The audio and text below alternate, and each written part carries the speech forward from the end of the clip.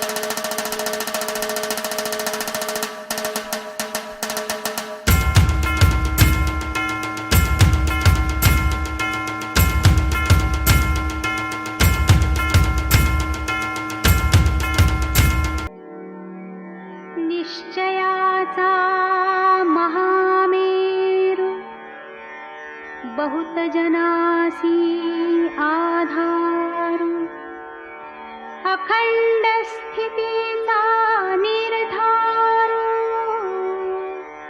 श्रीमंत योगी नरपती हयपती गजपती गणपती भूपती जळपती पुरंदराणि शक्ती पृष्ठभागी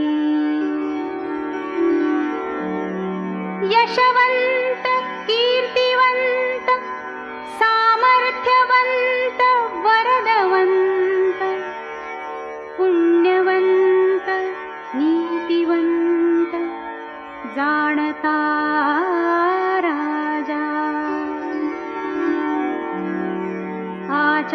आचारशील विचारशील दानशील धर्मशील सर्वज्ञपणे सुशील सकळा ठाई धीर उदार गंभीर शूर क्रियेसी तत्पर सावधपणे नृपवर तुच्छ केले देवधर्म गो ब्राह्मण करावया संरक्षण हृदयस्थ झाला नारायण प्रेरणा केली या भूमंडळाचे ठाई धर्मरक्षी ऐसा नाही महाराष्ट्र धर्म राहिला काही तुम्हा कारणे कित्येक दुष्ट संहारिला कित्येकासी धाक सुटला कित्येकास आश्रयो जाहला शिवकल्याण राजा शिवकल्याण राजा शिवकल्याण राजा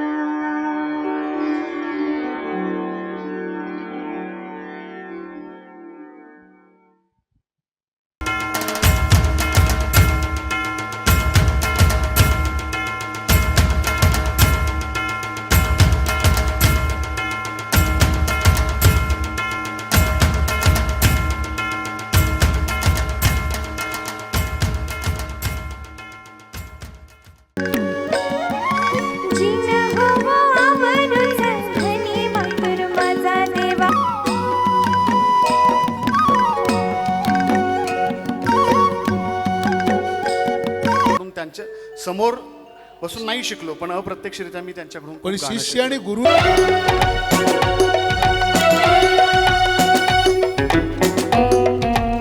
छुपा रखा है तेरा ही दर्द छुपा रखा है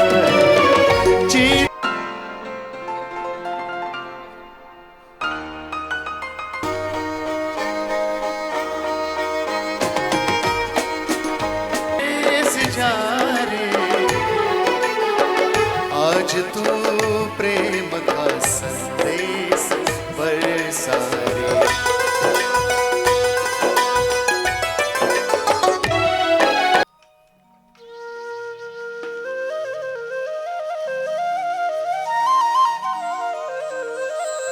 रे कशी वाजवेल?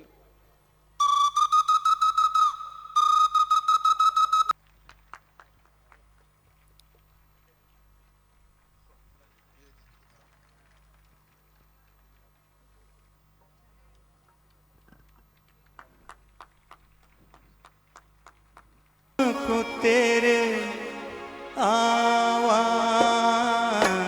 मैं न दूंगा, आवाज मैं न दूंगा। चाहूंगा मैं तुझे सांझ सवेरे, फिर भी कभी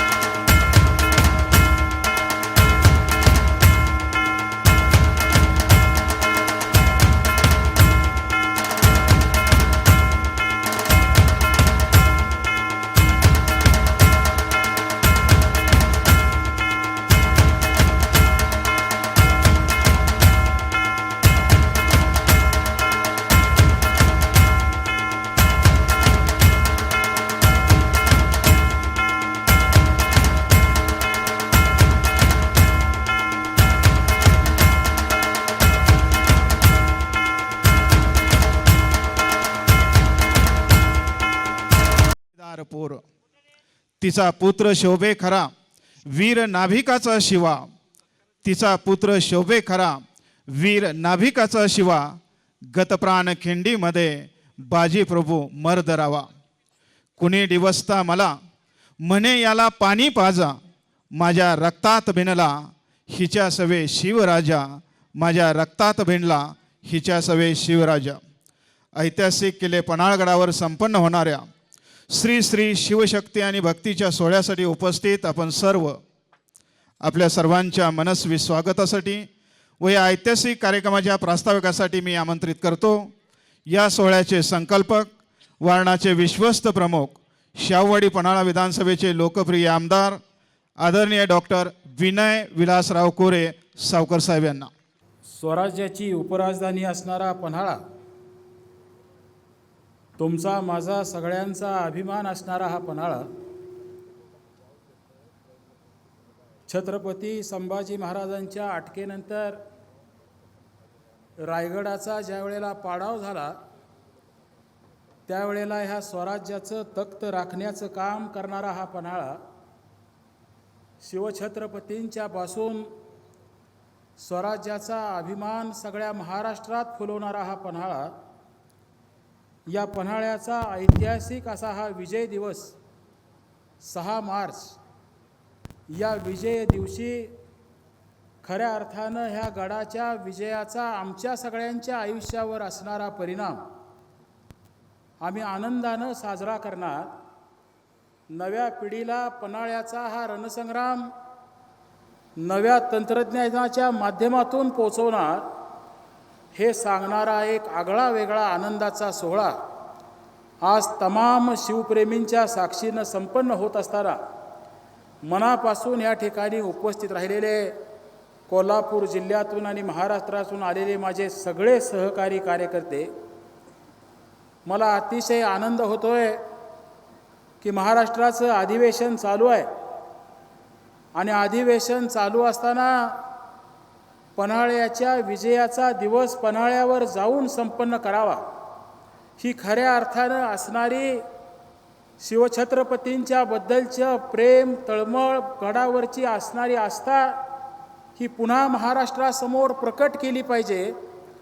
या भावनेतून ह्या कार्यक्रमासाठी उपस्थित राहिलेले महाराष्ट्राचे लाडके मुख्यमंत्री आदरणीय देवेंद्रजी फडणवीस साहेब, पहिल्यांदा मी माझ्या सगळ्या सहकाऱ्यांच्या वतीनं तुमचं ह्या ठिकाणी मनापासून असं स्वागत करतो. मला विशेष आनंद होतोय असं मी यासाठी म्हटलं की अधिवेशन चालू असताना मुख्यमंत्र्यांनी बाहेर जावं, विधानसभेच्या अध्यक्षांनी बाहेर जावं आणि मला वाटतंय संसदीय कार्यमंत्र्यांनी बाहेर जावं, असं महाराष्ट्रातल्या लोकशाहीतल्या अधिवेशनातला हा पहिला कार्यक्रम असेल की जो शिवछत्रपतींच्या प्रेमापोटी, तुमच्या आमच्या सगळ्यांच्या प्रेमापोटी या तिघांच्या साक्षीनं या ठिकाणी साकारला जातोय. ते आदरणीय नार्वेकर साहेब या ठिकाणी उपस्थित आहेत, आदरणीय चंद्रकांत दादा या ठिकाणी उपस्थित आहेत, आपल्या जिल्ह्याचे पालकमंत्री आदरणीय आबिटकर साहेब या ठिकाणी उपस्थित आहेत, आपल्या जिल्ह्याचे दुसरे सुपुत्र आणि वैद्यकीय शिक्षण मंत्री माझे सहकारी आदरणीय मुश्रीफ साहेब या ठिकाणी उपस्थित आहेत. प्रामुख्यानं आपल्या विभागाचं देशाच्या संसदेमध्ये प्रतिनिधित्व करणारे आपले खासदार आदरणीय धैर्यशील दादा माने, आदरणीय आपल्या जिल्ह्याचे दुसरे सुपुत्र आणि राज्यसभेमध्ये महाराष्ट्राचं प्रतिनिधित्व करणारे खासदार आदरणीय मुन्नासाहेब महाडिक, आदरणीय हळवणकर साहेब, विधिमंडळात माझ्याबरोबर काम करणारे व्यासपीठावर उपस्थित असणारे आदरणीय अमोलजी महाडिक, आदरणीय राहुलजी आवाडे, आदरणीय शिवाजीराव पाटील, आदरणीय गोपीचंदजी पडळकर, हे सगळे माझे सहकारी या ठिकाणी उपस्थित आहेत. आणि ज्या पर्यटन विभागाच्या माध्यमातून हा एक वेगळा मोठा शो आपण ह्या ठिकाणी निर्माण करू शकलो, त्या पर्यटन विभागाचे प्रतिनिधी म्हणून आज आपल्या ह्या कार्यक्रमाला उपस्थित राहिलेले पर्यटन राज्यमंत्री आदरणीय इंद्रजीलजी नाईक साहेबसुद्धा ह्या व्यासपीठावर उपस्थित आहेत. आज प्रकाश अण्णा आवाडे या ठिकाणी उपस्थित आहेत, IG साहेब आहेत, SP साहेब आहेत, कलेक्टर साहेब आहेत, आपल्या विभागाचे आयुक्त आहेत. हे सगळे मान्यवर ह्या व्यासपीठावर उपस्थित आहेत. मी ह्या सगळ्यांचं पहिल्यांदा पुन्हा एकदा तुम्हा सगळ्यांच्या वतीनं मनापासून या ठिकाणी स्वागत करतो. छत्रपती शिवाजी महाराज की, धर्मवीर संभाजी महाराज की, जय जय जय जय जय भवानी. आजच्या या अत्यंत लोकउपयोगी, समाज उपयोगी आणि देश उपयोगी कार्यक्रमासाठी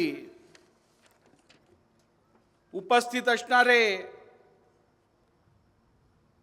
तमाम शिवप्रेमी आणि स्वराज्याला पुरस्कृत करणारे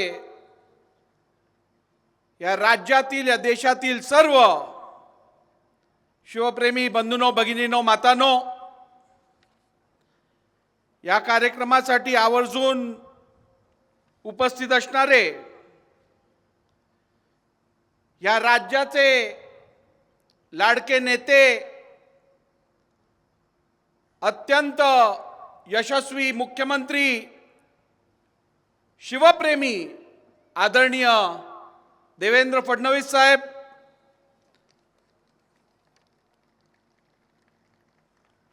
या जिल्ह्याचे पालकमंत्री आदरणीय मंत्री श्री आबिटकर साहेब, याच जिल्ह्याचे सुपुत्र ज्येष्ठ मंत्री श्री हसन मुश्रीफ साहेब, मान्य राज्यमंत्री, विधिमंडळातील माझे सहकारी आदरणीय इंद्रनील नाईक साहेब, आदरणीय खासदार धनंजय महाडिकजी, आदरणीय खासदार माने साहेब, या ठिकाणी उपस्थित असणारे या जिल्ह्याचे सुपुत्र, आमच्या सर्वांचे मार्गदर्शक. खरं तर त्यांचं नाव घेणं राहिलं, कारण या कार्यक्रम जर मुख्यमंत्री आणि विधानसभेचे अध्यक्ष इकडे उपस्थित राहणार होते, तर संसदीय कार्यमंत्री इकडे उपस्थित राहतील याची मला सोडा कोणालाच कल्पना नव्हती. तरीही अस्सल शिवप्रेमी असल्यामुळे आणि या जिल्ह्याचे सुपुत्र असल्यामुळे आवर्जून इकडे उपस्थित राहणारे आमच्या सर्वांचेच मार्गदर्शक श्री चंद्रकांत दादा पाटील साहेब,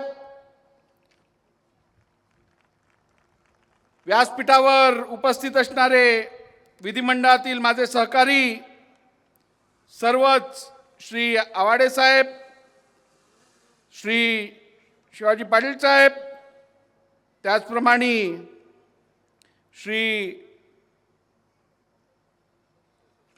चष्मा घातल्याशिवाय आजकाल दिसत नाही, घालता येत नाही,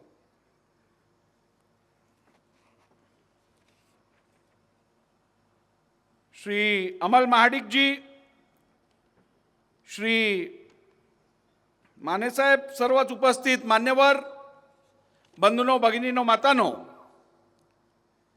खरं तर आज आपण या नगर परिषदेचे आणि कोरे साहेबांचे जेवढं कौतुक करावं तेवढं कमीच आहे. अविस्मरणीय असा 13D शो, परफेक्ट प्लॅनिंग आणि एवढा देखणा कार्यक्रम केवळ कोरे साहेबच करू शकतात. यापूर्वी आपण सगळ्यांनी अनुभवला आहे, कोरे साहेबांनी एखादा कार्यक्रम करायचा ठरवला की तो चोख करतात. मग एखाद्याला विधान परिषदेत पाठवायचं असेल किंवा महाराष्ट्रात आपलं लाडकं सरकार आणायचं असेल, कोरे साहेबांना परफेक्ट माहिती असतं आणि म्हणून असा परफेक्ट कार्यक्रम केवळ कोरे साहेब करू शकतात. त्याबद्दल कोरे साहेब आपल्याला मनापासून शुभेच्छा. आज इकडे उपस्थित असताना एक वाक्य मला आठवतं.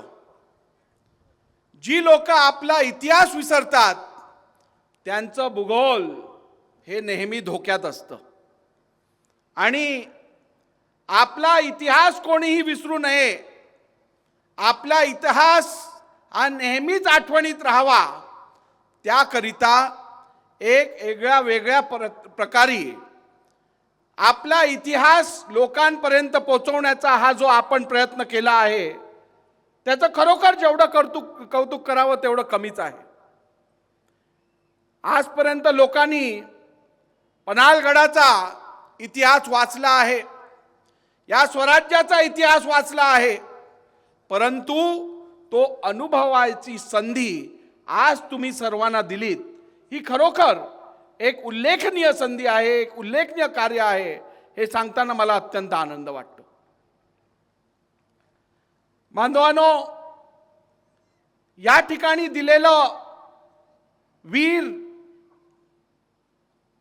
सैन्याचं बलिदान असो, या ठिकाणी हा जो रणसंग्राम झाला त्याबद्दलची माहिती अनेक पुस्तकातून आपल्याला प्राप्त झाली, परंतु या 13D शो मधनं ज्या 22 मिनिटं आपण जे आत असतो, ती 22 मिनिटं तुमच्या जीवनातली अविस्मरणीय 22 मिनिटं असतील असं मी आपल्याला खात्रीपूर्वक सांगू शकतो.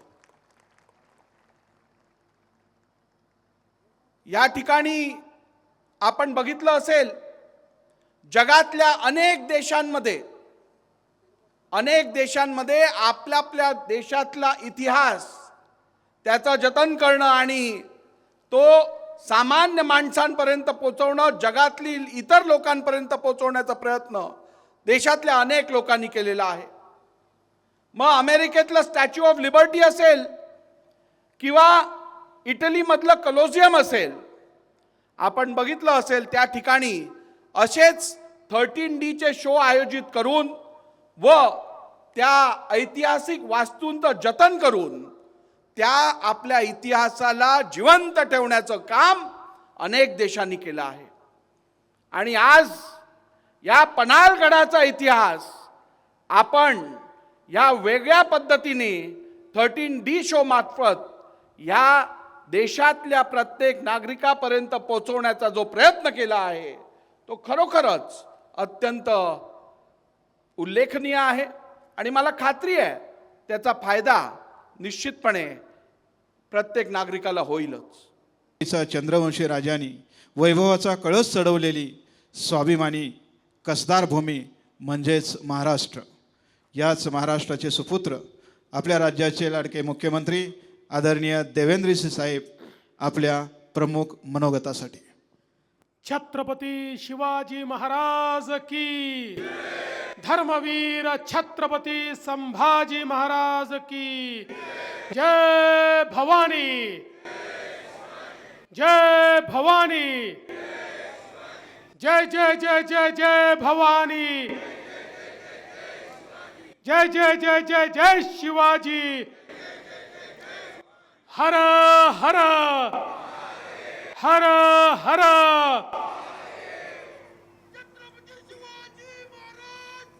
जय. हिंदवी स्वराज्याचे सरसंस्थापक छत्रपती शिवरायांना मानाचा मुजरा करतो. भारतीय राज्यघटनेचे शिल्पकार भारतरत्न डॉक्टर बाबासाहेब आंबेडकर यांना मानवंदना अर्पित करतो. आजच्या या विलक्षण सुंदर सोहळ्यामध्ये मंचावर उपस्थित असलेले सन्माननीय राहुल नार्वेकरजी, चंद्रकांत दादा पाटील, हसन मुश्रीफजी, प्रकाश आबिटकरजी, इंद्रनील नाईकजी, धनंजय महाडिकजी, धैर्यशील मानेजी, प्रकाश आवाडेजी, गोपीचंद पडळकरजी, अमल महाडिकजी, शिवाजी पाटील, राहुल आवाडेजी, अशोक माने, समित कदम, सुरेश हळवणकर, उपस्थित आपले आयजी, विभागीय आयुक्त, कलेक्टर, SP, महानगरपालिका आयुक्त, त्याचप्रमाणे आपल्या जिल्हा परिषदेचे CO, सर्व अधिकारी आणि खऱ्या अर्थानं हा ऐतिहासिक क्षण ज्यांच्यामुळे आम्हाला अनुभवायला मिळाला ते आपले लोकप्रिय आमदार आणि लोकनेते डॉक्टर विनय कोरे सावकार. आज अतिशय आनंद आहे की आजच्या शौर्य दिनी, आजच्या विजय दिनी, ज्या दिवशी कोंडाजी फर्जंद यांनी केवळ मात्र 60 मावळे घेऊन गनिमी काव्याचा वापर करत पन्हाळगडाला स्वराज्यामध्ये सामील केलं होतं, त्या दिनी याच पन्हाळगडावर अतिशय सुंदर अशा प्रकारच्या 13D अशा एका शोचं उद्घाटन करण्याची संधी ही मला मिळाली. मी त्याबद्दल सावकार आपले मनापासून आभार मानतो. खरं म्हणजे छत्रपती शिवरायांचा इतिहास या भारताचा इतिहास आहे. कारण ज्या काळामध्ये परकीय आक्रमकांच्या आक्रमणामुळे देशातले अनेक राजे आणि राजवाडे हे त्यांचं मंडलिक म्हणून काम करायला तयार झाले आणि आता यांच्याच अधिपत्याखाली आपल्याला काम करावं लागेल आणि रयतेला जगावं लागेल, अशा प्रकारची अवस्था होती. ज्यावेळी एक अशी काळरात्र आपल्या समोर होती की जी काळरात्र संपेल किंवा नाही अशा प्रकार पिढ्यानपिढ्या वाटत होतं. अशा काळामध्ये आई जिजाऊ माँसाहेबांनी छत्रपती शिवरायांना घडवलं आणि छत्रपती शिवरायांनी 18 पगड जातीच्या लोकांना एकत्रित करत त्यांच्यामध्ये पौरुष जागृत करून या ठिकाणी स्वराज्याची स्थापना केली. छत्रपती होते म्हणून आपण आहोत. छत्रपती नसते तर आपल्यापैकी कोणीच या ठिकाणी दिसलं नसतं. आणि म्हणूनच आज छत्रपती शिवाजी महाराज हे आमचे आराध्य दैवत आहेत. छत्रपती संभाजी महाराज ज्यांच्याबद्दल बोललं गेलं, देश धर्म पर मिटने वाला शेर शिवा का छावा था, महापराक्रमी परम प्रतापी एक ही शंभू राजा था, ते छत्रपती संभाजी महाराज असतील किंवा तारा राणी असतील किंवा त्यानंतरचा एक जाज्वल्य इतिहास असेल. छत्रपती शिवरायांनी या देशामध्ये काही केलं असेल तर अशी मराठ्यांची फौज तयार केली की ज्या फौजेनं अटके पार अफगाणिस्तान पर्यंत झेंडा गाडला आणि हिंदवी स्वराज्य हे अटके पार नेण्याचं काम केलं. हा छत्रपती शिवाजी महाराजांचा या ठिकाणी हे त्यांचं तेज होतं. आणि म्हणूनच या सगळ्या इतिहासामध्ये पन्हाळगडाचं महत्त्व वेगळं आहे. या ठिकाणी सावकारांचं, या नगर परिषदेचं आणि सगळ्या लोकांनी ज्यांनी ज्यांनी याच्यामध्ये मदत केली आहे त्या सगळ्यांचं मनापासून अभिनंदन करतो. आणि आपण या चांगल्या कामाच्या उद्घाटनाकरता मला निमंत्रित केलं त्याबद्दल आपले आभार मानून मी माझे 2 शब्द संपवतो. धन्यवाद. जय हिंद, जय शिवराय. मनपूर्वक धन्यवाद साहेब. यानंतर सर्व पन्हाळावासीय व शिवभक्तांच्या वतीनं आदरणीय दादा आपल्याला मार्गदर्शन करतायत. नाही, मार्गदर्शन काही करत नाही. मी माननीय मुख्यमंत्री महोदय देवेंद्रजींना असं आवाहन करतो की त्यांनी त्यांच्या डोक्यावरचा फेटा हा विनय कोरेंना घालावा आणि त्यातून त्यांचा सन्मान होईल.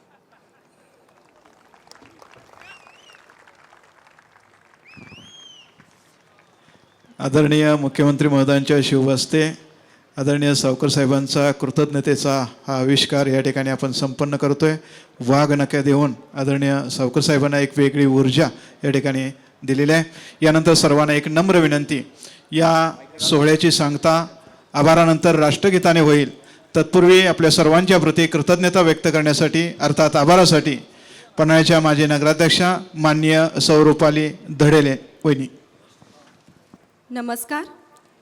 पन्हाळगडाच्या शेकडो वर्षांच्या इतिहासातील सर्वात रोमांचक घटना म्हणजे छत्रपती शिवाजी महाराजांनी बुद्धिचातुर्य आणि परिपूर्ण नियोजन याच्या साहाय्याने 12 जुलै 1660 रोजी सिद्धी जोहरच्या वेढ्यातून करून घेतलेली सुटका. नाईक, सर्व प्रशासकीय अधिकारी, सर्व पोलीस यंत्रणा, पत्रकार बंधू, सर्व शिवप्रेमींचे या ठिकाणी मी आभार व्यक्त करते. धन्यवाद.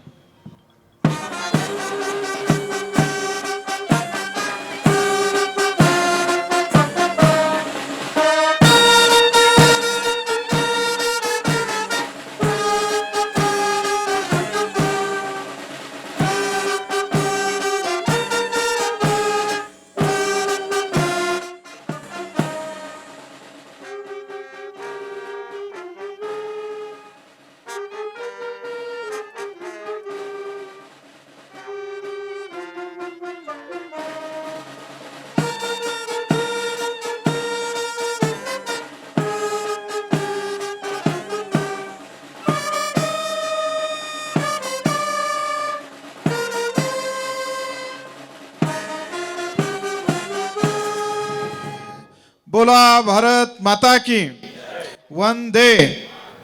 धन्यवाद.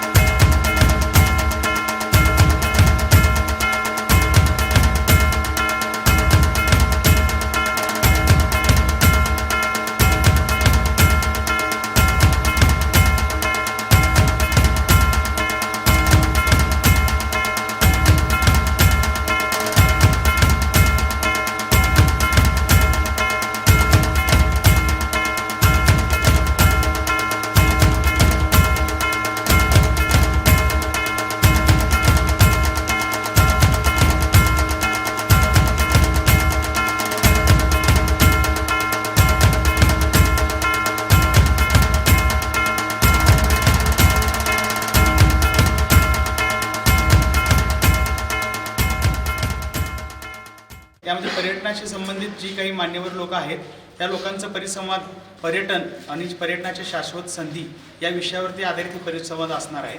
त्यानंतर दुपारी 3:30 वाजता एक आगळा वेगळा प्रयोग म्हणजे महाराष्ट्रातील नव्हे, भारतातील नव्हे तर जगातील पहिला असा प्रयोग आहे जो दिव्यांग मुलांना घेऊन इतिहासाची माहिती सांगणारा हेरिटेज वॉकचा जो कार्यक्रम आहे तो या आजच्या पन्हाळा पर्यटन महोत्सवाच्या सांगता समारंभामध्ये असणार आहे. त्यामध्ये जी मुलं असणार आहेत ती मूकबधीर मुलं असणार आहेत आणि त्यांच्या साईन लँग्वेजमध्ये त्यांना माहिती सांगून हा हेरिटेज वॉक होणार आहे. आणि निश्चितच हा आकर्षणाचा विषय आहे आणि हा आगळा वेगळा विषय आहे. आणि मला आनंद याचा वाटतो की असा जगातला पहिला प्रयोग करण्याची संधी मला मिळाली आणि आपले सागर बगाडे सरांनी ती संधी मला उपलब्ध करून दिली. त्याबद्दल मी त्यांचं देखील आभार मानतो आणि आपण सर्वांना विनंती करतो आपण देखील या वॉकमध्ये सहभागी व्हावं निश्चितच. आणि त्यानंतर संध्याकाळी 5:30च्या दरम्यान आपण हे मागील 3 ते 4 दिवसामध्ये जी काय आपण निरनिराळ्या स्पर्धा घेतल्या, यूट्यूब व्हिडिओ स्पर्धा असेल, रील स्पर्धा असतील किंवा जे आपले फोटोग्राफी कॉम्पिटिशन असतील त्या स्पर्धेमध्ये जे काही विजेती लोक आहेत त्यांचं, तसेच पन्हाळा नगर परिषदेमार्फत येथील शाळेतील विद्यार्थ्यांकरता ज्या काही स्पर्धा आयोजित करण्यात आल्या होत्या त्या स्पर्धेमध्ये विजेते असणाऱ्या विद्यार्थ्यांचं या सर्वांचं पारितोषिक वितरण समारंभ याच ठिकाणी होणार आहे. तरी सर्वांनी या संपूर्ण कार्यक्रमाचा लाभ घ्यावा. धन्यवाद.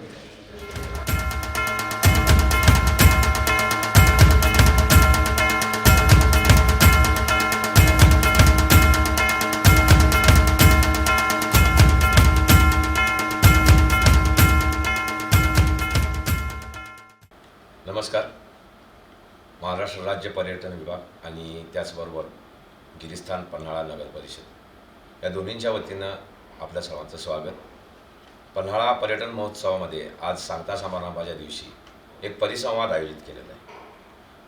संपूर्ण संपन्न अशा पर्यटन समृद्धीनं नटलेला जिल्हा आणि तेवढ्यात संपन्न अशा तज्ज्ञांचा हा जिल्हा म्हणून ओळखला जातो.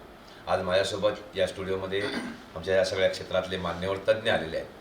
तर पर्यटन वाढीसाठी पर्यटन विकासाच्या नेमक्या संधी काय आहेत, त्याचा विस्तार कसा होऊ शकतो आणि आपल्या असलेल्या इथल्या जैविक नैसर्गिक या परंपरांचा आणि या सगळ्या साधनसंपत्तीचा वापर करून पर्यटक जास्तीत जास्त कसे या जिल्ह्यामध्ये येतील यासंबंधीच्या चर्चासत्रात आपण सगळेजण स्वागत करत आहोत या आजच्या सगळ्या मान्यवरांचं. सर्वात प्रथम ग्रामपर्यटनामधले मान्यवर असणारे आमचे श्री कृष्णराव माळी सर यांचं स्वागत. त्याचबरोबर कृषी पर्यटनामधले वेगवेगळे प्रयोग अनेक वर्ष करून एक आपली आदर्श अशी ओळख करून दिलेले सुखदेव गिरी सर. माझ्या डाव्या बाजूला आहेत साहसी पर्यटन, ॲडव्हेंचर्स असतील, टूर्स असतील, वेगवेगळ्या प्रकारच्या सगळ्या दृष्टीनं प्रवास साधन संपत्तीसह आणि साहसी खेळांचा अशा सगळ्या गोष्टींच्यात माहीर असणारे विनोद कांबोज सर. नमस्कार. गेले अनेक वर्ष गडकिल्ल्यांचा ध्यास घेतलेले पर्यटनाच्या संधी वेगवेगळ्या शोधून काढणारे आणि मुख्य म्हणजे गडावरचे जे रहिवासी आहेत किंवा गडाखालचे जे रहिवासी आहेत त्यांच्यासाठी काही ना काहीतरी रोजगार योजना किंवा इतर योजना अशा त्यांच्यापर्यंत आणून पोहोचवणारे पन्हाळा ते पावनखिंडसारख्या अनेक गडभ्रमंती पदभ्रमंती मोहिमा आयोजित करणारे आमचे सन्मित्र श्री प्रमोद पाटील सर. त्यानंतर आहे की ज्याप्रमाणे साहसी खेळांचा एक दर्जा असतो किंवा पर्यटनाचा त्याच्या दृष्टीने विचार येतो तर अशा दृष्टीनं नेमकं काय करायला हवं, अशी सेंटर्स कशी निवडावीत आणि तिथं कोणकोणत्या पद्धतीनं उत्कृष्ट करण्यासाठी पर्यटकांना वेगवेगळ्या योजना कराव्यात याच्यावर आपल्याशी संवाद साधणार आहेत ऋषिकेश केसकर सर. आणि कोल्हापूर ही संपूर्ण कोल्हापूर जिल्हा हा दैवतांचा जिल्हा मानला जातो. 3.5 शक्तिपीठापैकी एक कोल्हापूर. तर यामुळं आध्यात्मिक पर्यटन हा देखील कोल्हापूरच्या बाबतीत एक प्लस पॉईंट आहे एक. आणि या विषयावर आमच्याशी संवाद साधणार आहेत ॲडव्होकेट प्रसन्न मालेकर. तर सर्वात प्रसन्न आपण सुरू करूया की आईच्याच नावानं आता आपण आतापर्यंत कायम सगळ्या सुरुवात करत आलो. तर सगळ्यात पहिल्यांदा आध्यात्मिक पर्यटन या दृष्टीनं प्रसन्न सर आपण थोडंसं याविषयी बदलत्या काळाप्रमाणे धार्मिक पर्यटन किंवा आध्यात्मिक पर्यटन या संकल्पनेला सुद्धा वाढ झालेली आपल्याला पाहायला मिळते. कोल्हापूर जिल्ह्यामध्ये अनेक तीर्थक्षेत्र आहेत, अनेक मंदिर आहेत, अनेक प्राचीन वास्तू आहेत. तर या निमित्ताने येणाऱ्या भाविकांचा म्हणजे वैयक्तिक मला धार्मिक पर्यटनाचा एक फायदा त्या पर्यटन स्थळांना असा होतो की इतर वेळेला इतर पर्यटनाच्या भूमिकेतून येणाऱ्या पर्यटकांना काही त्यांच्यासाठी काहीतरी बेसिक शिस्तीची किंवा सर्वसामान्यपणे काहीतरी नियम सांगावे लागतात. पण धार्मिक पर्यटन हे असं पर्यटन आहे की ज्याच्यामधून भाविकाकडून शिस्तीची अपेक्षा फारशी करावी लागत नाही, कारण ते येतानाच एखाद्या दिव्यत्वाची अनुभूती घेण्यासाठी आलेले असतात. त्यामुळं कोल्हापूरच्या ज्योतिबाची यात्रा असू दे, अंबाबाईचं दर्शन असू दे, आदमापूर बाळूमामा किंवा नरसेवाडी, एकूणच कोल्हापूर जिल्ह्यातल्या अनेक प्रसिद्ध अशा धार्मिक क्षेत्रांना भेटी देणारे जे पर्यटक आहेत तर त्यांच्यासाठी अपेक्षा हीच आहे की किमान त्या धार्मिक क्षेत्राची सर्वसामान्य माहिती जी त्यांना मिळणं गरजेची आहे ती मिळावी. यासाठी विविध भाषातली सेंटर्स, विविध भाषातलं साहित्य म्हणजे ज्याला आपण टूर मटेरियल म्हणू तर ते संदर्भ साहित्य आणि त्याच्याबरोबर सगळ्यात आवश्यक आहे ती अतिशय म्हणजे ज्याला आपण बेसिक नीड्स किंवा बेसिक सुविधा असं म्हणूयात त्या सुविधा अर्थात त्यांच्यासाठीची स्वच्छतागृह, माफक दरामध्ये राहण्याची आणि भोजनाची व्यवस्था अशा पद्धतीची जरी असेल तरी या धार्मिक पर्यटनामध्ये वाढ व्हायला फारसं म्हणजे आहेच ते आपल्याकडं वाढतं पण त्याच्यामध्ये त्याची गुणवत्ता टिकून राहायला काही हरकत नाही. आणि त्यामुळे या दृष्टीनं पर्यटन करणं आणि सगळ्यात महत्त्वाचं या क्षेत्राचं महात्म्य इथल्या भूमिपुत्रांनी पहिल्यांदा जर समजून घेतलं तरच ते इतरांपर्यंत चांगल्या रीतीनं पोहोचवता येईल असं मला प्रामाणिकपणे वाटतं. प्रमोद सर, छत्रपतींच्या पदस्पर्शानं पावन झालेल्या सह्याद्रीच्या सगळ्या पर्वतरांगा ह्या तुम्ही अगदी धुंडाळलेल्या आहेत, सगळीकडे पोचलेला आहात. कोल्हापूर जिल्ह्यामधले सगळे जे गडकिल्ले आहेत हे तुमच्यासोबत फिरून आता नवीन पिढीला पण माहीत व्हायला लागलेले आहेत. आणि आता पर्यटनाचा एक असा पण झालेला आहे की पूर्वी किल्ल्यांवर फिरायला जाणं ही म्हणजे चैन करणं वगैरे अशी जी गोष्ट ती आता मानसिकता थोडी थोडी लागलेली आहे. तर आपण नेमकं ह्या संपूर्ण विषयावर काय बोलू? आता प्रथमतः मध्ये जरी पन्हाळा महोत्सव इतक्या वर्षानंतर घेतला आणि त्याची खरं गरज होती तर हे जे घेतलं त्याचं मी महाराष्ट्र शासन आणि पर्यटन खात्याचं पहिलं अभिनंदन करतो. कारण का असे महोत्सव प्रत्येक किल्ल्यावर होणं गरजेचं आहे. प्रत्येक किल्ल्यावर नाही म्हटलं तरी जिल्ह्यातील एक ठराविक 2-3 किल्ल्यावर जर केले तर ती गोष्ट कशी होते आजूबाजूच्या पर्यटनाची पण वाढ होईल, आजूबाजूच्या लोकांना पण त्याबद्दलचं म्हणजे कुतूहल वाढेल आणि त्या लोकांचे पण तिथे व्यवसाय वाढतील. तर हा पर्यटन महोत्सव आपण मागच्या वेळी ज्यावेळी घेतलेला पन्हाळ्याचा त्यानंतरच आत्ता घेतला आणि आज महोत्सव घेतला तर आम्ही 2 दिवस बघतोय पन्हाळ्याचं सगळं रूप बदलून गेलेलं आहे. आणि पन्हाळा नगरपालिका जी पन्हाळ्याची आहे तिने स्वच्छता अभियानामध्ये तर तिचा नंबर असतोच ते सोडलं तर बाकीचे आता जे पर्यटक आहेत, म्हणजे पूर्वी जे पर्यटक यायचे आणि आत्ताच्या पर्यटकामध्ये भरपूर वाढ झालेली आहे. आता येणारे पर्यटक म्हणजे गड पाहायला पण येतात आणि आत्ता असं झालेलं आहे की IT सेक्शन असेल, हे असेल, बाहेरची लोकं पण भरपूर आलेले आहेत.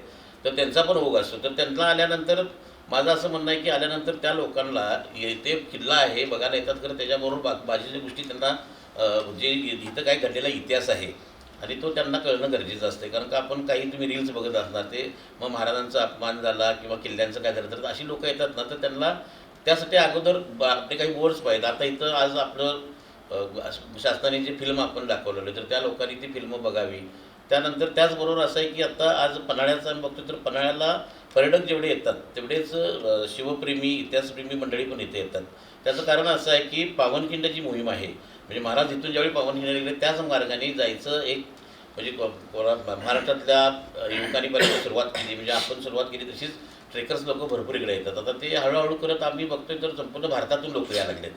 मग त्याचा जे ओघ आहे तो इथे येतो. तर त्यांना आता काही अडचणी अशा येतात की ते पण पर्यटनाचा एक भाग आहे, साहसी पर्यटनाचा.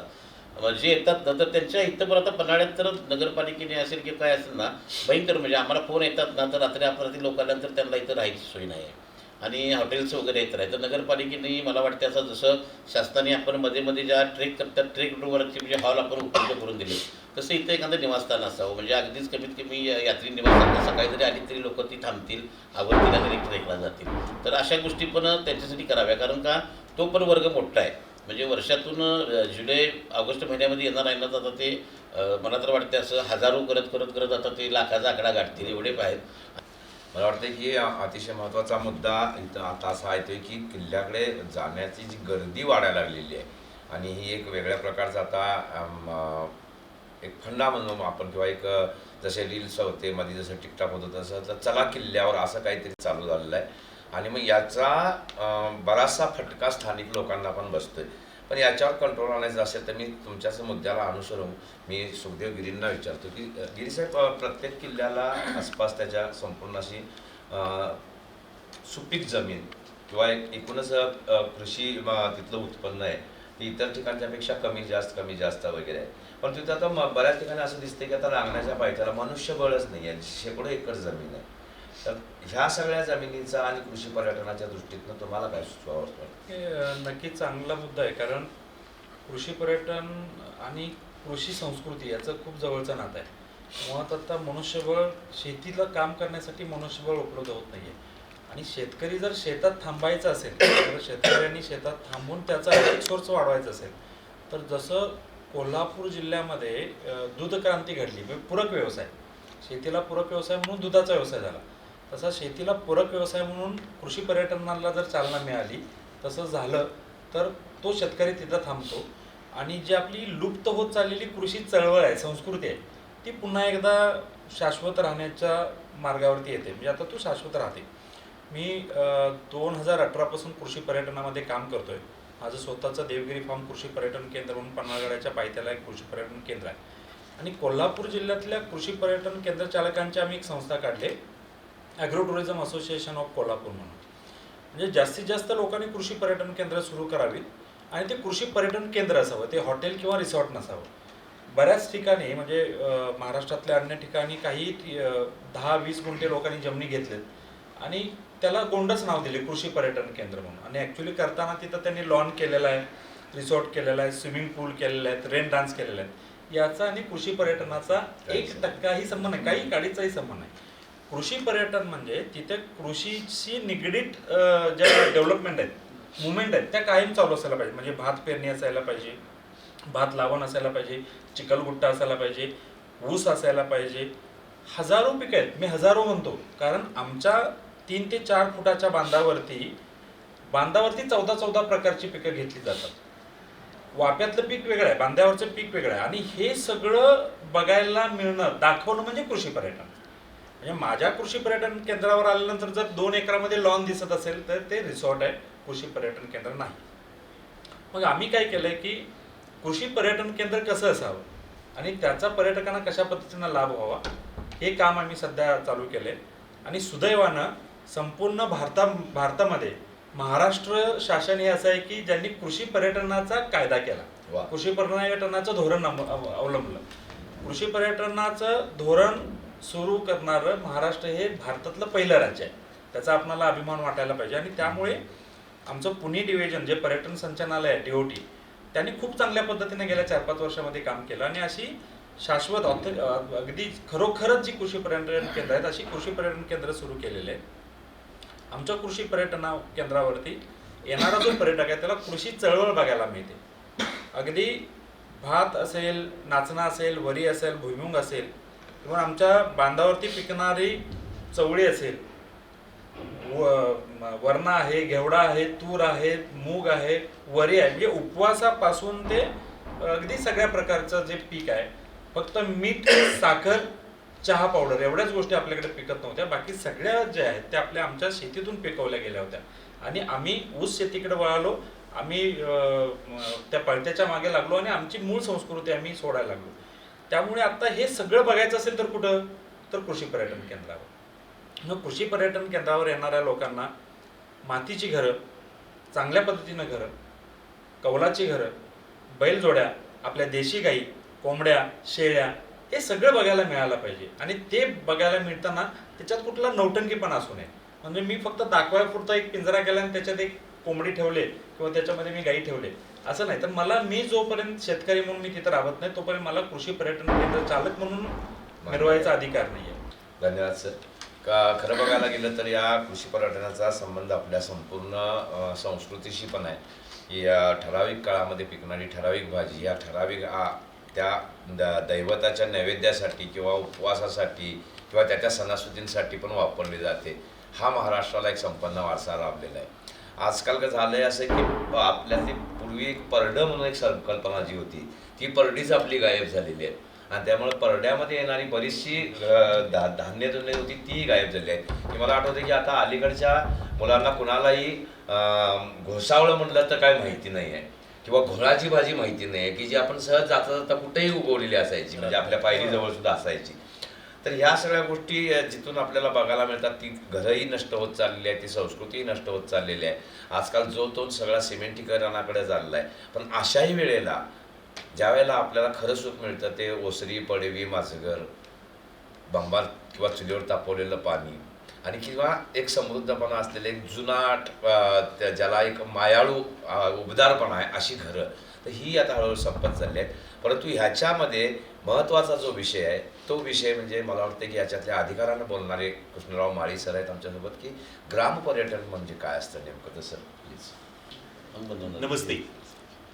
झपाट्यानं वाढणारं जे शहरीकरण आहे त्याच्यामध्ये आपला ग्रामीण भाग ओस पडत चालला आहे. आणि मग भारतभर फिरल्यावरती कोल्हापूर जेव्हा त्याचे अंतरंग पाहिले तेव्हा असं लक्षात आलं की काखेत कळसा आणि गावाला वळसा. आपलं कोल्हापूर जे आहे शाहू राजांनी फार मोठं योगदान देऊन घडवलेलं हे कोल्हापूर जे आहे ते सबंध भारतानं, मी म्हणेन जगानं पाहावं अशी इथली अजूनही संस्कृती, इथला निसर्ग टिकून आहे. आणि मग यातूनच आम्हाला ग्रामंती हे सदर सुचलं की एक दिवसाची सहल असते. पर्यटनामधून रोजगार निर्मिती, पर्यटनामधल्या संधी ह्या केवळ सुखदेवजी जसे म्हणतात तशा रिसॉर्टमध्येच आहेत असं नाही, तर आपल्या ग्रामीण भागामध्ये सुद्धा अगदी कमी सामुग्रीमध्ये आपल्याला खूप छान पर्यटन फुलवता येऊ शकतं. हे आपल्याला कोल्हापूरमध्ये पाहायला मिळतं. आणि केवळ आम्ही तिथं न थांबता पर्यटन संचालनालयाला जी एक शोध असते, त्यांची एक गरज असते की बाबा अशी पथदर्शी उदाहरणं आपल्याला कुठं पाहायला मिळतात का. तर जसं पंढरपूरजवळ चिंचणी आहे तद्वतच आपल्या शाहूवाडीमध्ये गोठणे नावाचं एक छोटंसं ग्राम पर्यटन ग्राम म्हणून उभरत आहे, ते विकसित होत आहे. त्याच जोडीला आपल्याला गगनबावड्यामध्ये ग्राममेवा आणि पर्यटन सेवा ही ग्राम पर्यटनाशी निगडीत एक चळवळ मागची 10 वर्ष रुजताना दिसते. ग्राममेवा आणि पर्यटन सेवामध्ये शेती, शेतकरी आणि जोड उद्योग दाखवायला आम्ही पर्यटकांना घेऊन जातो. याच्यामध्ये शेतकऱ्याचं जीवन, त्याची शेती आणि आज घडीला आपण म्हणतोय की शेती ही किफायतशीर नाही राहिलेली, जे वास्तव आहे. जर त्याला काही पूरक उद्योगांची शेतकऱ्यानं स्वतःहून जोड दिली तर त्याच्याकडे काहीतरी अर्थगंगा पाझरत राहणार आहे. आणि हे आपल्याला गगनबावड्यामध्ये करवंद सरबत आहे, नाचणीचे पदार्थ आहेत, फणसाचे पदार्थ आहेत, ज्याच्यामध्ये फणसाचा गरा म्हणजे फणसाचा वेफर्स, आम्ही त्याचं एक आंतरराष्ट्रीय नामकरण केलंय जॅकफर्स, म्हणजे जॅकफ्रूटचे वेफर्स. तर हे आपल्याला गगनबावड्यात पर्यटकांना दाखवल्यावरती अर्धा दिवस त्यांना ही ग्रामीण संस्कृती, ग्रामीण जीवन दाखवल्यावरती कुंभी नदीमध्ये कुठेतरी डुबकी मारायची, गगनगड पाहायचा, तिथल्या 4 धरणांपैकी एखादं धरण पाहायचं आणि परत कोल्हापूरला यायचं, अशी ग्रामंती घडवताना लक्षात येतं की पर्यटक आता या अनुभवासाठी भुकेलेला आहे. कारण ज्येष्ठांना लक्षात येतंय की त्यांनी आपला वारसा सोडून शहरी झालेत आणि त्यांची जी पुढची पिढी आहे तिला हा वारसा अनुभवायचा असेल तर त्यांना या ग्रामंतीला यायलाच हवं. आणि कोल्हापूरमध्ये ह्याला आपल्या 12 तालुक्यांमधली जेवढी खेडीपाडी आहे तिथं सगळीकडे वाव आहे. आणि मग याच्यातनं आम्हाला हर ग्राम पर्यटन धाम हे सुचलं. आता नुसतंच सुचून चालणार नव्हतं, पण मागच्या 4-5 वर्षामध्ये इथं बसलेली ही मंडळी अगदी समर्पित विचारांनी या पर्यटनाच्या वृद्धीसाठी, कोल्हापूरच्या वृद्धीसाठी जे झटत आहेत त्याच्यात आम्हाला हर ग्राम पर्यटन धामसाठी मागचे जिल्हाधिकारी राहुलजींनी खूप बळ दिलं. आणि मग शाहूवाडीमध्ये जेव्हा पर्यटन ग्रामाच्या ढाच्यामध्ये बसणारं गोठणे हे गाव सापडलं तेव्हा असं लक्षात आलं की इथे एक पथदर्शी पर्यटन ग्राम उभं राहू शकतं. आता तुम्ही परडीचं उदाहरण दिलं तर परसबाग, त्याला इकडे परसबाग म्हणतात, तर परसबाग असू देत, सारवलेली अंगणं असू देत, ही प्रशस्त चिऱ्यातली घरं आणि एका टेकडीवरती म्हणजे अगदीच निर्जन टेकडीवरती वसलेलं हे 12 वर्षापासूनचं गाव आता एक अतिशय हरित असं टुमदार ग्राम झालेलं आहे. आणि मग याच्यातून आपण ज्या पर्यटनाच्या संधी शोधतोय ह्या केवळ शहरी लोकांसाठीच नसून ग्रामीण भागामध्ये जर आपण पर्यटनाच्या माध्यमातून काही संधी निर्माण करू शकलो, जे आपल्याला गोठण्यात असेल किंवा गगनबावड्यातील शेनवड्यात आता सिद्ध होऊन रूपास आलेला आहे, लोक ते पाहायला येऊ शकतात. आणि मग याच्यात शेतकऱ्याला पूरक उद्योग ज्याच्यामुळं त्याच्याकडे पैसा खेळणार आहे. तर आता विषय जसा खेळांचा निघाला आहे तसं त्याच पद्धतीनं मला असं वाटतंय की पर्यटनामध्ये जसे ग्रामीण पर्यटनात ग्रामीण ज्यावेळेला सगळे खेळ जपायचा प्रयत्न होत असतं, तसा गड किल्ल्यांवर सगळ्यात महत्त्वाचा म्हणजे की गड किल्ले नैसर्गिक त्या विविधतेने समृद्ध असतात. धाडसी खेळांसाठीचा म्हणजे धाडसी खेळ म्हणण्यापेक्षा की एक तो प्रकारच आहे की गड कसा चढायचा असतो, तर तो बऱ्याच आणखी खडतर गोष्टी तो चढायचा असतो. अशा सगळ्या खेळाच्या दृष्टीनं पर्यटन वाढ असेल किंवा साहसी खेळांचा एकूण जो सगळा प्रकार असेल याच्या दृष्टीने सर विनोदजी आपण काय बोला? आता आपण बघितलं पर्यटनाला जर आपण एक जीवनाचं थाट समजलं तर लेजर टुरिझम असेल, जंगल पर्यटन असेल, आध्यात्मिक किंवा धार्मिक पर्यटन, कृषी पर्यटन, ग्राम पर्यटन हे त्यातले सुग्रास पदार्थ आहेत. पण साहसी ॲक्टिव्हिटी किंवा साहसी पर्यटन हे त्यातल्या लोणच्यासारखं असतं की ज्याची चव ह्या सगळ्या पर्यटनापेक्षा वेगळी असते. आणि साहसी ॲक्टिव्हिटी ज्या आहेत त्याच्यातून मिळणारा आनंद, त्याच्यातला थ्रिल आणि फील एक वेगळाच अनुभव घेऊन पर्यटक परत घरी जातोय आणि त्याच्या लक्षात काय राहतंय तर नाविन्यपूर्ण मी काय केलं, जी गोष्ट मला एकट्याला करता येत नव्हती अशी गोष्ट मी ज्यावेळेस करतोय त्यावेळेस ती खूप लक्षात राहणारी असते. अगदी उदाहरणादाखल बघितलं आपण तर आत्ताचा प्रयागराजचा महाकुंभ झाला. महाकुंभमध्ये सुद्धा हॉट एअर बलूनिंग जे होतं ते तिथं खूप मोठ्या प्रमाणात सुरू होतं. म्हणजे प्रयागराजमध्ये डुबकी मारायची आहे, मला गंगेत स्नान करायचं आहे, पण मला त्या हॉट एअर बलूनमधनं मला प्रयागराज बघायचं आहे. हा जो त्यातला प्रकार आहे साहसातला तो सगळ्यांना अट्रॅक्ट करत असतोय. आणि त्याच्यासाठी जर कोल्हापूर जिल्हा आपला बघितला तर कोल्हापूर जिल्हा साहसी ॲक्टिव्हिटींसाठी नंदनवन म्हणायला हरकत नाही. आपला पश्चिम घाटाचा सर्वात मोठा भाग आपल्या कोल्हापूर जिल्ह्याला लागलेला आहे. तिथून खालती उतरणाऱ्या 8 ते 9 घाटवाटा असतील आणि त्याचबरोबर त्या आपल्या पश्चिम घाटावरती वसलेले किल्ले हे सगळे जे आहेत हे सगळे आपल्याला साहसी क्रीडा प्रकारामधले त्यातले 3 प्रकार मुख्यत्वे येतात. एक land base activity, air base activity आणि वॉटर बेस ॲक्टिव्हिटी. या तिन्ही ॲक्टिव्हिटीसाठी आपला कोल्हापूर जिल्हा भौगोलिकदृष्ट्या अतिशय परिपूर्ण असा आहे. लँड बेस ॲक्टिव्हिटीमध्ये ट्रेकिंग आणि गिर्यारोहणाशी निगडीत रॅपलिंग असेल, रॉक क्लाइम्बिंग असेल, व्हॅली क्रॉसिंग, रिव्हर क्रॉसिंग या सगळ्या ॲक्टिव्हिटी करण्यासाठी आपल्या इथं खूप सुंदर लोकेशन्स अवेलेबल आहेत. फक्त अडचण आहे ती ट्रेन प्रशिक्षकांची.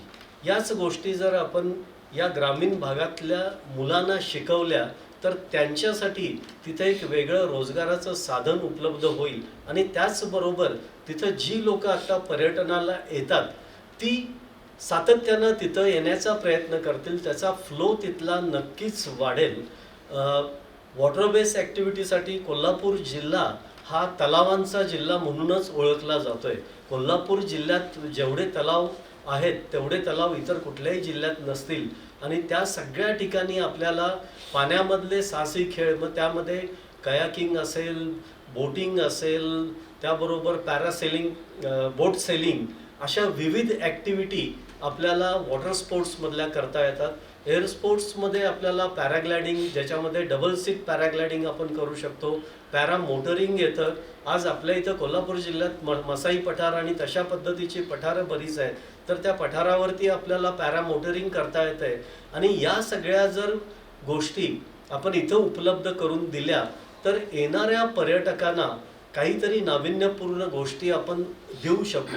आज पन्हाळ्याचा इतिहास जो आहे तो इतिहास आपण सांगूच, पण त्याबरोबर पुसाटी बुर्जावरून एखादा रॅपल करत खालती उतरेल त्यावेळेस त्याला त्या इतिहासामध्ये कशा पद्धतीनं मावळे उतरले असतील याचा अनुभव त्यांना नक्कीच येऊ शकेल. साहसी पर्यटन करत असताना नक्कीच त्यात काही धोके उद्भवत असतात. त्यासाठी पर्यटन विभागानं आत्ता नवीन GR केलेला आहे. तो वेगळा विषय आहे, तो उघानच आपल्या पुढं येईलच. त्या सगळ्या गोष्टी जर आपण व्यवस्थित सांभाळून साहसी पर्यटनाला चालना दिली तर कोल्हापूर जिल्ह्याचं पर्यटन आपण नक्कीच एका वेगळ्या उंचीवर नेऊन ठेवू शकतो. धन्यवाद सर. एकूण आपण जर बघितलं ना तर की काही ठिकाणी राजस्थानला फक्त सफारी होऊ शकतात, गुजरातला काही वेगळ्या पद्धतीचं पर्यटन होतं ते, पण महाराष्ट्र आणि त्यातही त्यातल्या त्यात कोल्हापूर जिल्हा हा सगळ्याच प्रकारच्या पर्यटन संधीसाठी अनुकूल असा आहे. आणि त्याच्यामुळे मग साहजिकच जसं पर्यटन वाढेल तसं आर्थिक सक्षमीकरण पण वाढणार आहे.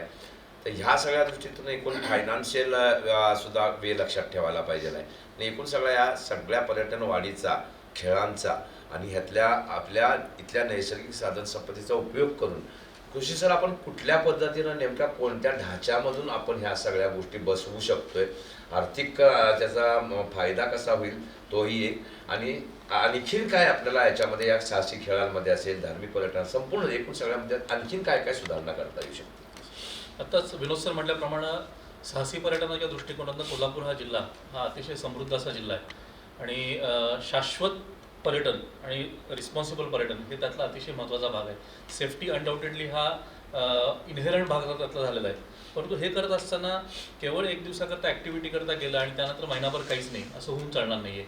त्यामुळं जेव्हा आपण ग्रामीण भागातली मुलं ट्रेन करूया असं म्हणतो किंवा त्या मुलांना रोजगार उपलब्ध करून देऊया असं म्हणतो, त्यावेळेला परमनंट सेटअप्स डेव्हलप होणं कोल्हापूरमध्ये असेल म्हणा किंवा थ्रूआउट महाराष्ट्र डेव्हलप होणे अतिशय गरजेचं आहे. तसं एक उत्तम उदाहरण जर का सांगायचं म्हटलं तर महाराष्ट्र वन विभागानं 2018 साली जी सुरू केलेली व्हर्टिकल ॲडव्हेंचर पार्क आहे, पन्हाळ्याच्या जवळ जेऊर म्हणून जे गाव आहे त्याच्या जेऊरला ती ॲडव्हेंचर पार्क आहे मसाई पठारच्या पायथ्याला. आज ती ॲडव्हेंचर पार्क 2018 साली सुरू झाली. गेली 7 वर्ष झाली. कोरोना येऊन गेला, 2 पूर येऊन गेले कोल्हापूर जिल्ह्याला, पन्हाळ्याचा रस्ता खचलेला, अशा असंख्य अडचणी असून देखील त्या मुलांनी आणि आम्ही सगळी जे आपण सगळी मंडळी इथं आहोत आपण सगळ्यांनी सपोर्ट केल्यामुळं ही ॲडव्हेंचर पार्क अतिशय चांगल्या पद्धतीने चालू आहे. आज त्यात बदल काय घडला, एक तर तिथली लोकल एक 20 मुलं ही पूर्णपणे त्या ॲडव्हेंचर ॲक्टिव्हिटीजसाठी तयार झालेली आहेत. कुठलेही काइंड ऑफ काही अडीअडचणी आल्या, जिल्ह्यामध्ये कुठे ॲक्सिडेंट घडले, कारण घाटवाट आपल्याकडे भरपूर आहेत, बरेचसे ॲक्सिडेंट घडत असतात, तर रेस्क्यू ऑपरेशन असेल, रिकव्हरी असेल, ह्यात देखील ही मुलं हिरारीनं काम करतात. पण त्याचबरोबर आज त्यांची शेती सांभाळून, त्यांच्या गाई म्हशी सांभाळून, रोजचा दूध व्यवसाय सांभाळून या ॲडव्हेंचर पार्कवर आज ती मुलं काम करत आहेत. अतिशय चांगल्या पद्धतीने येणाऱ्या पर्यटकाला हाताळत आहेत आणि त्यातून त्या मुलांना देखील एक शाश्वत अशी रोजगार निर्मिती त्या ठिकाणी होती. हे झालं त्या मुलांसाठी. पण त्याचबरोबर त्या गावाचा जर का आपण विचार केला तर त्या गावातल्या लोकांनी त्याच्या अलाइड अशा ॲक्टिव्हिटी सुरू केल्या. कुणी एखादी चहाची टपरी सुरू केली असेल, कुणी मिनरल वॉटरचे स्टॉल्स टाकलेले आहेत त्या ठिकाणी, कुणी होमस्टे सुरू केलेले आहेत. असे असंख्य वेगवेगळ्या टाईपचे अलाइड व्यवसाय हे या ठिकाणी निर्माण झालेले आहेत. आज ह्याचाच जर का आपण हे केलं तर ही जी ॲडव्हेंचर पार्क उभी झाली त्या ॲडव्हेंचर पार्कच्या बेसिसवरती महाराष्ट्र वन विभागाच्या लक्षात आलं की हे खरोखर एक सस्टेनेबल मॉडेल आहे आणि महाराष्ट्रभर ह्याचा प्रसार होणं गरजेचं आहे. कारण नुसती डे ॲक्टिव्हिटी म्हणून ह्याच्याकडे न बघता एक सस्टेनेबल ह्याच्यानं विचार केला तर परमनंट सेटअप्स गरजेचे आहेत. आज मेळघाटसारख्या ठिकाणी घेतलं ती कोरकू म्हणून आदिवासी समाज आहे, अतिशय गरीब अशी आदिवासी समाजातली ती मुलं, पण त्या ठिकाणी ॲडव्हेंचर पार्कचे सेटअप आज वनविभागानं त्या ठिकाणी डेव्हलप केलेले आहेत. आज त्या मुलांना देखील एक शाश्वत रोजगार ती वनसमिती त्या ठिकाणी आहे, वनसमितीच्या मार्फत तिकीट केलं जातं आणि सर्टन क्वांटम ऑफ मनी असं ज्याला म्हणतो, पैसा त्यांना दर महिन्याला त्या ॲक्टिव्हिटीज केल्यामुळे त्या ठिकाणी मिळतो. त्यामुळं मला असं वाटतं की हे अशा पद्धती की सेटअप लँड बेस्ड ॲक्टिव्हिटी असतील, वॉटर बेस्ड ॲक्टिव्हिटी असतील, एअर बेस्ड ॲक्टिव्हिटी असतील, यासाठी कोल्हापूर जिल्ह्यामध्ये जिथं संधी आहेत. आता उदाहरणार्थ दाजीपूर आपल्याकडं आहे, तिलारीचा घाट आहे, त्यानंतर गडिंग्लज तालुका आहे, चंदगड आहे, पन्हाळा तर आहेच ऑफकोर्स. त्या आपल्या सगळ्या तालुक्यांमध्ये या वेगवेगळ्या संधी आहेत आणि अशा पद्धतीच्या संधी कुठं आहेत हे हुडकून आपण जर का शासनाला हे प्रस्ताव दिले आणि त्या ठिकाणी जर का अशा पद्धतीचे सेटअप्स वनविभागानं किंवा जे कुठलं राज्याचं विभाग असेल त्याने जर का हा प्रस्ताव त्या ठिकाणी इम्प्लिमेंट केला तर खरोखर ती मुलं जी काही किरकोळ हजारांसाठी शहरात पळतात आणि शहरात पळून नोकरीचा ह्याच्यात हे करतात, कुठल्या तरी विचित्र ह्याच्यामध्ये जी गुरफटतात तसं न होता आणि त्यामुळे त्यांचा मूळ व्यवसाय जो आहे शेती किंवा गाई म्हशी असतील, दूध वगैरे, तर त्यापासून ती लांब जातात. तसं न होता त्यांचं शेती पण जपली जाईल, ग्रामीण पर्यटन ते माळी सर म्हटले तो सगळा प्रकार जपला जाईल, त्याचबरोबर त्यांना त्या ठिकाणी ॲश्युअर्ड असा इन्कम सोर्स हा त्या ठिकाणी जनरेट होईल. ऑफकोर्स हे सगळं करत असताना यात अतिशय महत्त्वाचा रोल असा आहे की विनोद सर मगाशी जे म्हणले की यातलं सेफ्टी आणि सिक्युरिटी, कारण साहसी ॲक्टिव्हिटी म्हणले की त्यामध्ये अपघात होण्याची शक्यता, असं प्रत्येकाला एक मनातली भीती असते, बाबा मी रॅपलिंग करणार आहे किंवा मी पॅरामोटरिंग करणार आहे आणि उद्या मी वाचतो पण आपण पेपरला पॅरासेलिंगला चाललो आहे आणि रोप तुटला किंवा मी रॅपलिंग करतो आणि वरनं माझी पुली हे झालेली क्रॅक झालेली आहे, तर असं का हा बऱ्याचशा लोकांच्या मनामध्ये प्रश्न येतो. त्यामध्ये जसं प्रशिक्षित व्यक्ती त्या ठिकाणी असणं हे जेवढं गरजेचं आहे त्याचबरोबर सर्टिफाईड इक्विपमेंट देखील असणं गरजेचं आहे. बऱ्याच ठिकाणी आपण बघतो की इक्विपमेंट हे प्रॉपरली सर्टिफाईड नसतं, कुठलं तरी काहीतरी लोकल मेड इक्विपमेंट त्या ठिकाणी वापरलं जातं, मुलांना कुठल्याही टिंबुक्टू कोर्स केलेला आहे असं केलं जातं. तर तसं न करता तसं होऊ नये यासाठी महाराष्ट्र शासनानं एस्पेशली पर्यटन संचालनानं 2018ला GR पब्लिश केलेला आहे. आज तो GR हा अतिशय विस्तृत स्वरूपामधला GR आहे, ज्याच्यामध्ये नियमावली पूर्णपणे डिफाईन केलेली आहे. जर का लँड बेस्ड ॲक्टिव्हिटी असेल तर तुम्ही लँड बेस्ड ॲक्टिव्हिटी ऑपरेटर असाल, तुमच्याकडे काय असायला हवं, काय टाईपचं इक्विपमेंट असायला हवं, तुमच्याकडे काय टाईपची लोकं असायला हवी, त्यांची क्वालिफिकेशन्स काय असायला हवीत. तर हा जो भाग आहे तसंच एअर बेस्डला आहे, वॉटर बेस्डला आहे, तर हा लिगल कंप्लायन्स हा जो आहे अतिशय महत्त्वाचा परंतु तितकाच दुर्लक्षित असा भाग आहे. अनफॉर्च्युनेटली कुणालाही म्हणजे सॉरी टू से आम्ही त्या व्यवसायामध्ये आहोत, पण बहुतांशी लोकांना हा कंप्लायन्स का गरजेचा आहे किंवा गव्हर्नमेंटनं काहीतरी GR काढला आहे, मग त्या GRकडे मी कानाडोळा कसा करेन त्याच्याकडे जास्त लोकांचा ओघ असतो. तर या ज्या गोष्टी या शासन हे जे काही करतंय, आज DOT या ठिकाणी आहे, DOT हे जे काही सगळं करण्याचा म्हणजे सातत्यानं प्रयत्न करतं, हे कशासाठी तर तुमच्या सिक्युरिटीसाठी, तुमच्याच चांगल्यासाठी आहे आणि येणाऱ्या पर्यटकांच्या सिक्युरिटीसाठी हे आपण लक्षात घेणं आणि शासनाच्या ज्या काही या योजना आहेत त्याची प्रॉपर अंमलबजावणी आपापल्या बिझनेस प्लेसमध्ये आपापल्या व्यवसायामध्ये जर का आपण केली तर मला अगदी 100% खात्री आहे की एक ॲश्युअर्ड सस्टेनेबल आणि रिस्पॉन्सिबल टुरिझम मॉडेल म्हणून साहसी पर्यटन हे महाराष्ट्रभर त्याचा खूप चांगल्या पद्धतीनं वापर आपण नक्कीच करू शकतो. एकूण जर आपण सगळ्यांनी बघितलं तर गरज आहे की आता सर्वांनी एकत्र येऊन काम करायची आणि दुसरी गरज आहे ती प्रशासनानं शासनानं ह्या गोष्टीसाठीच्या ही जी अशी आपापल्या गावातली आपापल्या शहरातली आपापल्या जिल्ह्यातली लोक आहेत ह्यांना एकत्रित घेऊन करायचं. नेमकं तिथंच सगळं थोडंसं गडबड होत जाते की शासन प्रशासन स्थानिक लोक स्थानिक तज्ज्ञ ह्या सगळ्यांची सांगड घातली जात नाही आणि मग त्यावेळेला मग पर्यटन फसत जातं असा आत्तापर्यंतचे अनुभव आहे. त्यामुळं ह्या सगळ्या चर्चेतून आपल्याला लक्षात येते की आता फक्त कोल्हापूरच्या जवळ पन्हाळ्यासाठी जर एवढे तज्ज्ञ लोक अवेलेबल आहेत आत्ता, ज्यांची प्रत्येकाची मतं अतिशय अभ्यासपूर्ण शैलीमध्ये मांडली आणि सगळ्या बाजूने विचार केलेली ही माणसं आहेत, तर ही सगळी जरी एकत्र काम करत असतील तर शासनाला ह्या सगळ्यांना एकत्र घेऊन काम करायला किती अवघड आहे, तर मुळीच नाही आहे. तर आपण हा आशावाद डोक्यामध्ये ठेवायचाच आहे आणि काही पर्यटनाला ह्या वेळेला आता पुढच्या ह्याच्यापासून वेगळी चालना येईल आणि पर्यटन हे समृद्ध होईल. पर्यटन विभागानं ह्याच्यामध्ये लक्ष घालायची गरज आहे. अगदी नक्कीच ह्या सगळ्या सूचना प्रशासनापर्यंत पोचतील आणि त्याच्यापुढे पर्यटन विभागावरही पोचतील. या सगळ्या विभागांनी एकत्र येऊन की जे काही करायचं आहे त्याच्या सगळ्या सूचना अंमलबजावणी करायचं. पुढच्या महोत्सवाच्या ह्याच्यामध्ये निश्चितच एक थोडाफार चांगला फरक पडलेला आपल्याला दिसून येईल. आपण सगळेजण इथं आलात पन्हाळा गिरीस्थान नगर परिषदनं आयोजित केलेल्या या महोत्सवामध्ये आणि एक खूप महत्त्वाचा विषय मांडण्यासाठी हा परिसंवाद आज घडला सांगताच समारंभाच्या दिवशी. आपल्या सर्वांचं पुन्हा एकदा मनपूर्वक धन्यवाद. आणि इथून पुढेही या फक्त पन्हाळ्यालाच नव्हे तर कोल्हापूर जिल्ह्यातल्या प्रत्येक पर्यटन विकासाला तुमच्या सगळ्यांचे भक्कम हात आमच्या सगळ्यांच्या सोबत असावेत ही विनंती. धन्यवाद.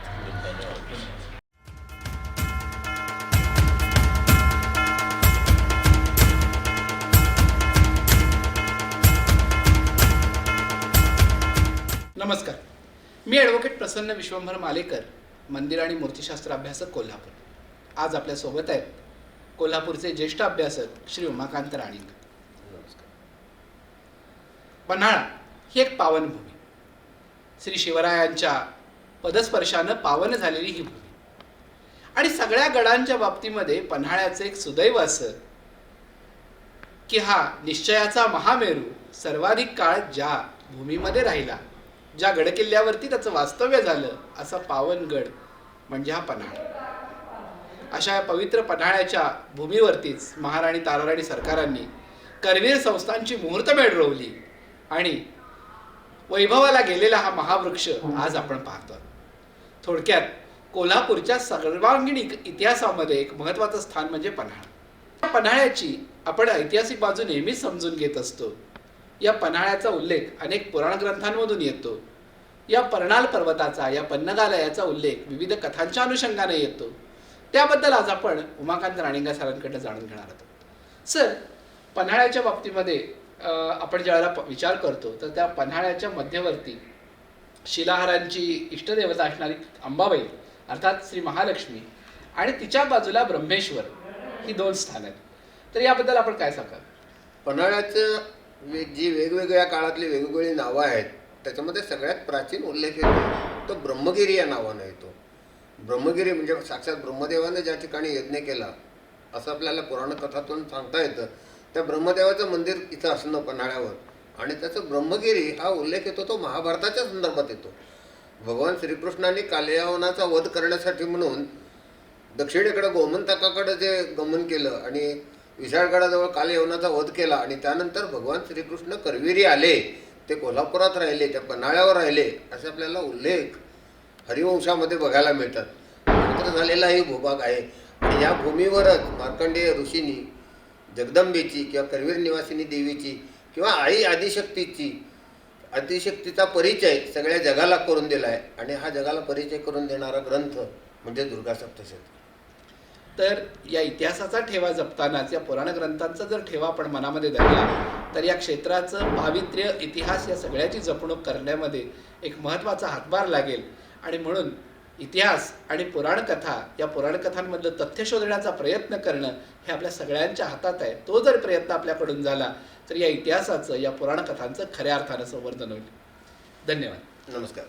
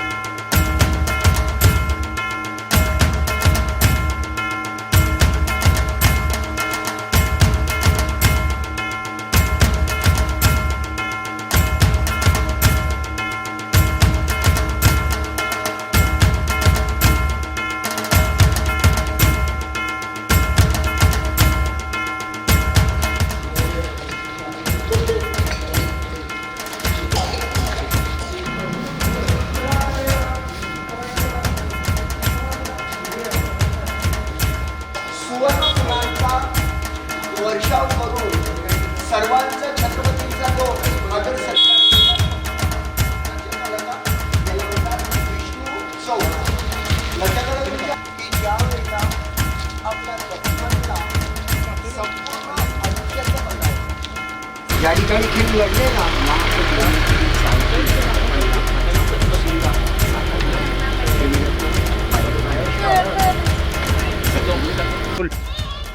महाराष्ट्र नव्हे, भारत नव्हे तर जगात प्रथमच सार्थक आर्ट क्रिएशन यांच्या अंतर्गत आज आपण मुकबधीर मुलांसाठी हा आज उपक्रम इथे राबवलेला आहे.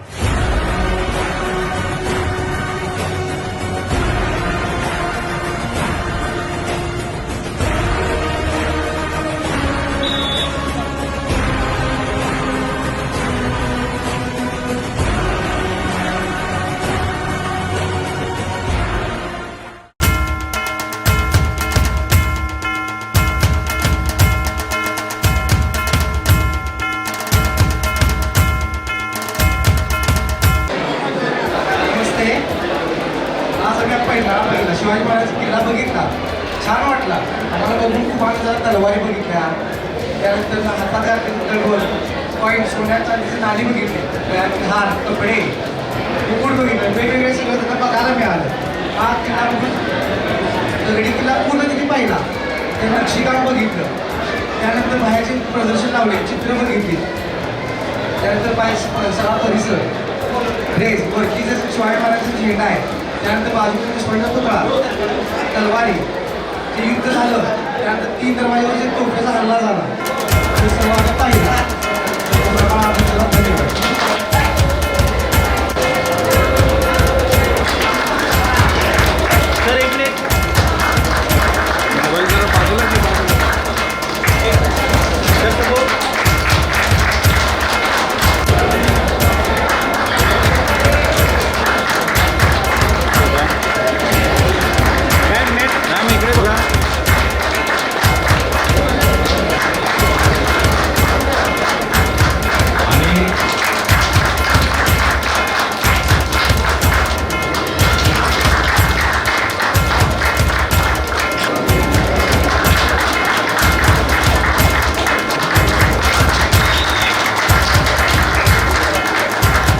साधारणपणे आम्ही 6 वाजता परीक्षणाला बसलो होतो. जवळजवळ 8 व्यक्ती आम्ही परीक्षण करत होतो आणि परीक्षणाचा शेवट व्हायला आम्हाला रात्री 11 वाजले. स्पर्धकांचा प्रतिसाद कमी वेळेत सुद्धा फार चांगला मिळाला. तर सुरुवात करतो छायाचित्रण स्पर्धेपासून.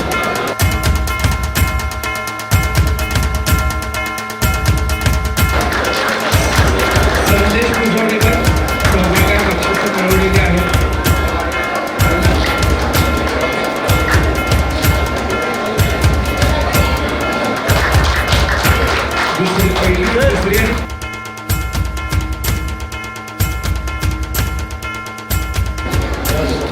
शुभम कापसे,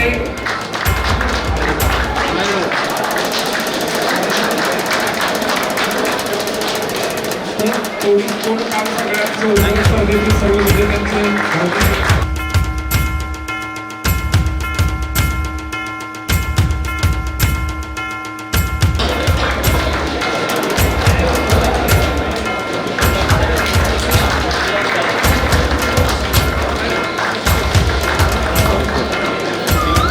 स्पर्धेतील आम्हाला वेगळी चालू लागलेली आहे की आमच्या राष्ट्रीय कीर्तीचे जे आमचे चित्रकार शिल्पकार आहेत सगळ्यांची वय बघितली तर सगळं 27-28 आतले आहेत सगळे, आणि कामं बघितली तर 270 वर्षाच्या पूर्वीच्या कामाला तोड देणारी आहेत. तर अशा या सर्व आमच्या कलाकारांचा सन्मान आपल्या हस्ते व्हावा.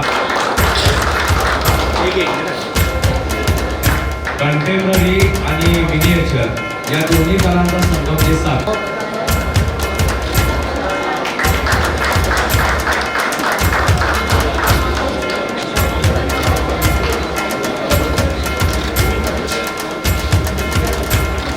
एक मिनिट आहे मॅम मॅम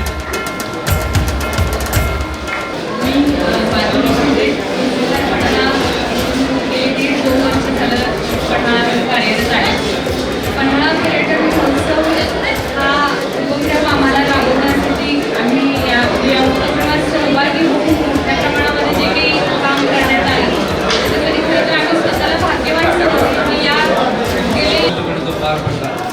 पुढच्या वर्षी जर अजून वेळ भेटला तर आपण खूप टाईम मागवूया. आधीपासून सोबत राहील आम्ही हा पर्यटन महोत्सव खूप छान घडला.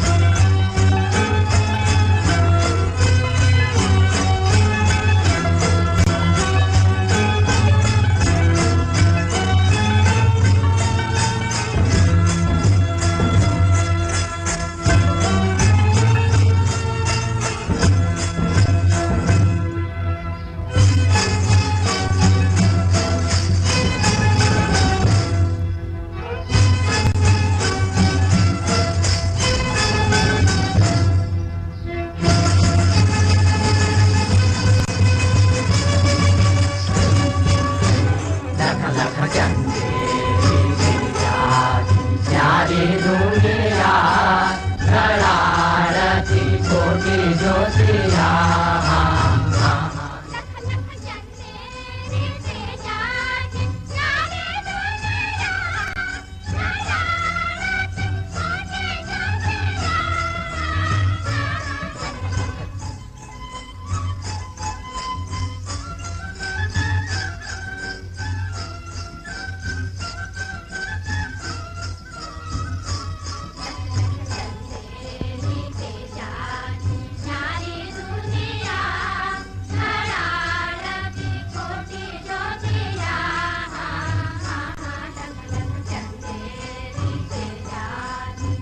धोतर पेरी भूमीवरी गगनात